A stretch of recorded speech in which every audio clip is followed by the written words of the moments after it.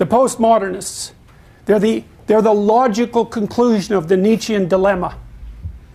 God is dead. The value structure collapsed. The specter arises of all value structures collapsing.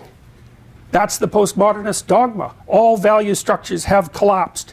They're only there for the purposes of exclusion. They have no intrinsic value. It's a very, very powerful argument. That's why it dominates the universities. That and the fact that it allows people to dispense with their moral responsibility, which is something that's never discussed by the postmodernists. But you have to give the devil his due. What's the problem with postmodernism? Well, if all value structures have collapsed, then there's nothing to do. Because in order to do something, one thing has to be better than another, because otherwise, why do it? And so people who are ensconced in the postmodern tradition are undermined by their own philosophy. They can deconstruct their own deconstruction, in which case they might as well just sit there and do nothing, which would actually be preferable to what they're doing now. So how do they extract themselves from that dilemma?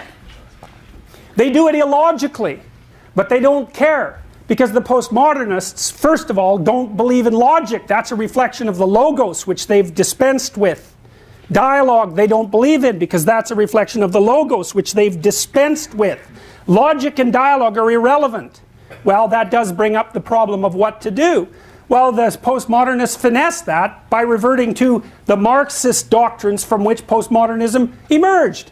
And so they say, well, yeah, you can't get any direction from postmodernism, but we're not going to worry about that because we don't worry about such things. What we'll do is just use sleight of hand to push forward the communitarian doctrines out of which our original hypothesis emerged. And everyone says, well, we'll turn a blind eye to the paradox because we actually need something to do. And plus, to the degree that we're communitarian, we can take out our nihilistic resentment and arrogance and ingratitude on every single person we deem to have something more than we have. And so if you're wondering why certain values can exist in the absence of any value, you have to look no farther than to understand that people who are desperate and chaotic will still be angry and destructive. And they can manifest that perfectly with the moral mask that says, well, I'm not really after what you have because you have a little more than me. I'm speaking on behalf of these people who have even less. It's like, it's absolute nonsense. It's so funny watching Yale students complain about the privileged. They're in the top 1/10 of 100% of people who've lived in the entire history of the planet, much less just the people that are on the planet now. They're dominating patriarchs in training, right? They're baby representatives of the patriarchy.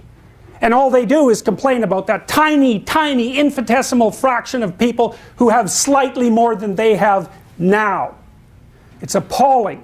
And their idiot professors pat them on the back and send them out the world to do that instead of teaching them how to live. They damage their mental health. They hurt our society. They're bringing things down, and that's what they're aiming at. The postmodernists managed to be nihilistic and totalitarian at the same time, which is something that not even Nietzsche dreamed about, despite the fact that he had the greatest imagination for pathology that perhaps ever existed. In addition, they combine the nihilism and the totalitarianism with the worst aspects of dogmatic religion, because what they've essentially established is a cult into which children who attend university are now indoctrinated, at great cost, I might add, and with very little practical outcome.